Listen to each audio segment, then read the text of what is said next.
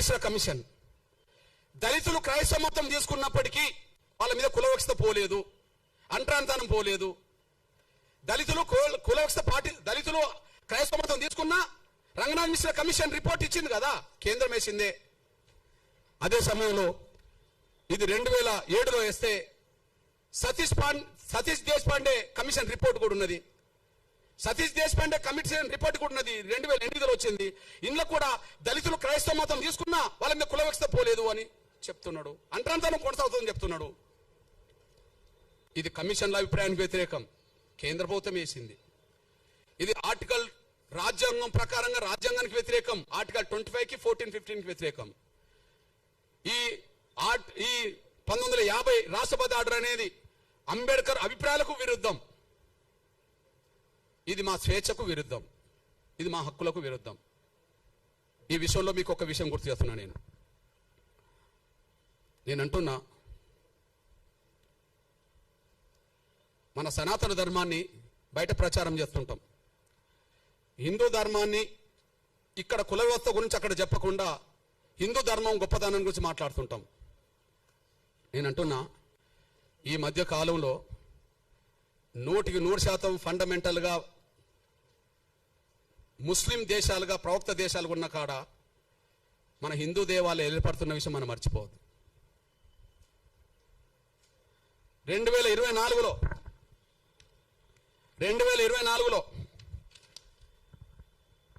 United Emirates అబుదాబిలో మన ప్రధానమంత్రి గారు 2024 ఫిబ్రవరి 14 అబుదాబిలో ప్రధానంగా హిందూ దేవాలయాన్ని ప్రారంభించొచ్చిన విషయం మనం మర్చిపోవద్దు. చూడండి, ఆ ఆలయము 27 ఎకరాలు నిర్మించబడ్డది.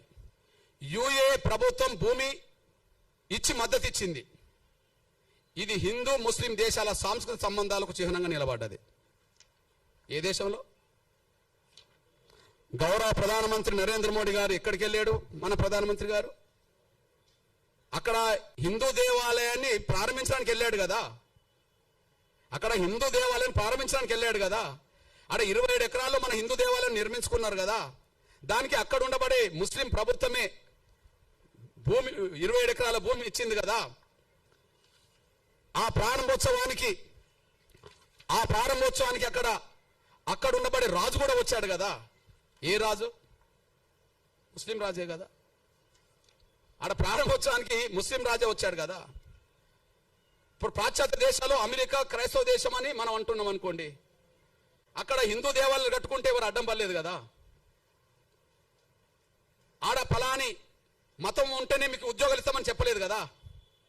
అమెరికా పౌరుగా ఎవరు సభ్యత్వం తీసుకున్నా ఆడ కులంతో మతంతో ఏదంతో సంబంధం లేకుండా, ఆడ కులమైనతో లేదు, ఏ మత విశ్వాసాలతో సంబంధం లేకుండా అన్ని రైట్స్ అమెరికా ఇస్తున్నది కదా.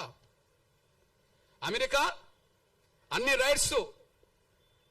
ఇప్పుడు మన తెలుగు ప్రజల్లో బాగా చదువుకున్న పిల్లలు, ఉన్నత వర్గాల పిల్లలు ఎక్కడికి పోవాలనుకుంటారు? అమెరికాకు పోవాలనుకుంటున్నారు. ఇక్కడ పోయేటోళ్ళందరూ ఎవరు? మెజారిటీ హిందువులు. ఆడ ఉద్యోగాలు చేసే వాళ్ళు ఎవరు? ఇక్కడ నుండి పోయి హిందువులే. మీరు హిందువులు కాబట్టి మీకు ఉద్యోగాలు ఇవ్వము అని చెప్పి గ్రీన్ కార్డు ఉంటే మీకు ఇస్తాము అనేది ఎవరైనా వాళ్ళ భారత పౌరు, ఈ దేశం భారత పౌరులకు ఇస్తుంది, ఇంకోరికి ఇవ్వదు కదా. ఆడ అమెరికా, ఇండియా నుంచి అమెరికా పౌరులుగా మారినా కూడా వాళ్ళకి ఇస్తుంది కదా. నీ కులం నీ మతం ఇతర అడగదు కదా. అంటే మనం మత విశ్వాసాల పేరుతో కుచించుకోబోతున్నాం. ఆ కుచించుకునే మనస్తత్వాన్ని తగ్గించుకోవాలా. విశాలమైన హృదయం రావాలి, విశాలమైన మనస్తత్వం రావాలి. ప్రపంచం మానవులు ఎవరు ఏ విశ్వాసాన్ని కలిగి ఉన్నా అందరూ సమానమే అనే భావనతో ఉండాలి. ఒకరు ఎక్కువ తక్కువ అనే భావన కాకుండా ఎవరు ఏ విశ్వాసం కలిగి ఉన్నా రాజ్యాంగం చెప్పినట్టుగా అన్ని మతాలను విశ్వసించి గౌరవించే విధంగా ఉంటే సరిపోతుందని చెప్పి రాజ్యాంగం రాసింది అంబేద్కర్.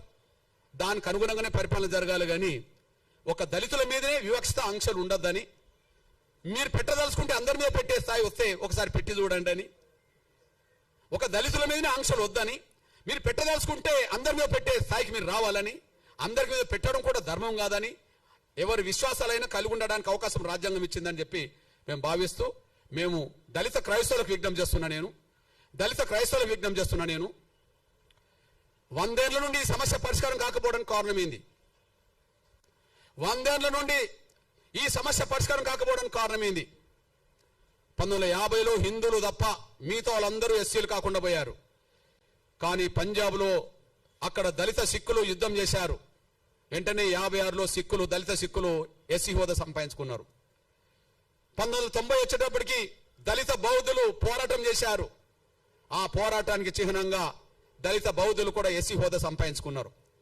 ముందు కేవలం హిందువుల వరకే పరిమితమైన, హిందూ దళితుల వరకే పరిమితమైన ఎస్సీ హోదా ఆ తర్వాత పంజాబ్లో పోవటం జరగడం వల్ల అక్కడ 56లోనే వచ్చింది. మహారాష్ట్ర కేంద్రంగా న్యాయ బౌద్ధులు మేము దళితులము, మా హోదా దళిత హోదా ఉండాలని చెప్పుకోవడం చేస్తే మహారాష్ట్ర కేంద్రంగా ఇవాళ ఎస్సీ హోదా దేశవ్యాప్తంగా బౌద్ధులు సంపాదించుకున్నారు. ఇక్కడ చెప్పదలుచుకున్నది ఏంటంటే పంజాబ్ దళితులు పంజాబ్కే పరిమితం ప్రధానంగా. నయా బౌద్ధులు మహారాష్ట్రలోనే ఎక్కువ మంది ఉన్నారు అంబేద్కర్ వల్ల. నేనంటున్నా ఒక్క రాష్ట్రంలో ఉండబడే పంజాబ్ దళితులు ఎస్సీ హోదా సంపాదించుకున్నారే పోరాటం చేసి. ఒక్క రాష్ట్రంలో మహారాష్ట్రలో ఉండబడే ప్రధానంగా దళితులు బౌద్ధులకు ఎస్సీ హోదా సంపాదించుకున్నారే. మరి దేశవ్యాప్తంగా అన్ని రాష్ట్రాల్లో దళిత క్రైస్తవులు ఉన్నారు, ఎస్సీ హోదా ఎందుకు సంపాదించుకోలేకపోయారు? ఒక్క రాష్ట్రంలో ఉండబడే పంజాబ్ దళితులు ఎస్సీ హోదా సంపాదించుకోవడానికి ఏం చేశారు? వాళ్ళు పోరాటం చేశారు. మహారాష్ట్రలోనే న్యాయ బౌద్ధులుగా ఉండబడే దళితులు వాళ్ళు ఎస్సీ హోదా సంపాదించుకోవడానికి ఏం చేశారు? పోరాటం చేశారు. అంటే ఒక్క రాష్ట్రంలో ఉండబడే దళిత సిక్కులకు సాధ్యమైనప్పుడు ఎస్సీ హోదా, ఒక్క రాష్ట్రంలో ఉండబడే మహారాష్ట్ర బౌద్ధులకు ఎస్సీ హోదా సాధ్యమైనప్పుడు దేశంలో ముఖ్యంగా దక్షిణాది రాష్ట్రాల్లో అన్ని రాష్ట్రాల్లో దళితులు క్రైస్తవులుగా ఉన్నారు కదా, మరి అన్ని రాష్ట్రాల్లో దళిత క్రైస్తవులు ఎస్సీ హోదా సాధించుకోకపోవడానికి కారణం ఏందన్నప్పుడు వాళ్ళకి వీళ్ళకు తేడా ఏంటంటే వాళ్ళు ఒక్కొక్క రాష్ట్రంలోనే ఉన్న వాళ్ళు పోరాటం సాధించారు. కానీ ఇక్కడ పోరాటం కాకుండా ప్రార్థనకు పరిమితమయ్యారు. చర్చిల్లోనే ప్రార్థన చేస్తారు కానీ బయటకు వచ్చి పోవటం చేస్తలేరు. వీళ్ళకు నేర్పింది కూడా అగ్రకుల బ్రాహ్మణులే, మీరు పోవటం చేయదురా నాయన అని చెప్పి. ఎందుకంటే కుట్ర చేసింది వాళ్ళే, పోరాటం చేయొద్దని చెప్తున్నది వాళ్ళే. ఎస్సీలు కాకుండా కుట్ర చేసింది అగ్రకుల క్రైస్తవులే, ఇప్పటికీ వాళ్ళే. కొన్ని కోట్ల మందిని ప్రభావితం చేసే ఈ అగ్రకులాలకు సంబంధించిన ఫాదర్లు, పాస్టర్లు వాళ్ళ ప్రార్థనా మందిరాల్లో దళితులు క్రైస్తవులుగా మారితే వాళ్ళని దళితులుగా లేకుండా చేయడం అనేది న్యాయం కాదని చెప్పి అన్ని వర్గాల క్రైస్తవులను ఎందుకు బయటికి రప్పించలేరు? అంటే దళిత క్రైస్తవులు వాళ్ళ హక్కులు కోల్పోవాలి, వీళ్ళు బానిసలుగా వీళ్ళ దగ్గర మిగిలాలి. వాళ్ళ హక్కులు కోల్పోవాలి, వాళ్ళు బానిసలుగా మిగిలాలి. అంటే బానిసలుగా మిగిల్చుకోవడం కోసమే అగ్రకుల క్రైస్తవ ఫాదర్లు, పాస్టర్లు వాళ్ళ దశమ భాగం మాత్రం రప్పించుకుంటారు. ఇక్కడ మీ అన్నగా ఒక విషయం గుర్తు చేస్తున్నా నేను,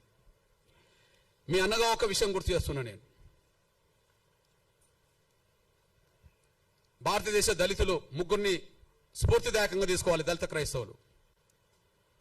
నేను ఇప్పటికీ హిందూ